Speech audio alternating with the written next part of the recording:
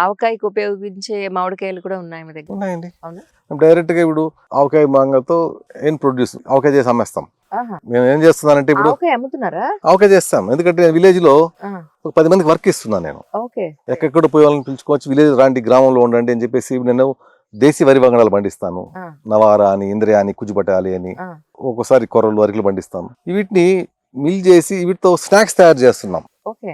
అరికి మురుకులు, కొర్ర మురుకులు అని, నవారా రైస్ మురుకులు అని, రైట్. శనగలు పండిస్తాను. అందులో ఆయిల్ తయారు చేస్తాం ఇంటి దగ్గర. మీకు చూపిస్తాను మా యూనిట్ అంతా. తప్పకుండా. దీనికోసం 10 మంది వర్క్ ఇస్తున్నాను నేను. ఉమ్, ఉమ్. ఇందాక మీరు అడిగేట్లు ఆవకాయ వస్తుందా దాంట్లో, ఆ. దాన్ని కత్తిరించి మేము మంచి పికిల్ చేసి కనెక్ట్ చేస్తున్నాం, సో ఎవరికైనా కావాలంటే కూడా మీరు ఇస్తారు? పంపిస్తున్నాం. మామిడికాయ కావాలన్నా కూడా మీరు పంపిస్తారు? మామిడికాయలు పంపిస్తున్నాం. చాలా మందికి, చాలా మంది హ్యాపీగా ఉన్నారు మేము తీసుకుని వచ్చే మామిడికాయలకి.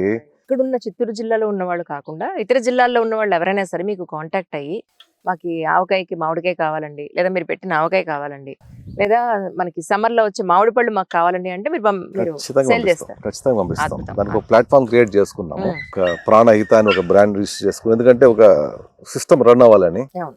దాని ద్వారా ఇప్పుడు నేను సూనింగ్ దాని వెబ్సైట్ ఉన్నింది, ఆల్రెడీ ఉంది, దాన్ని మెర్జ్ చేసి ఓ, ఎక్కువ మందికి రీచ్ అయ్యేలాగా దీనికి ప్లాన్ చేసుకుంటున్నాం.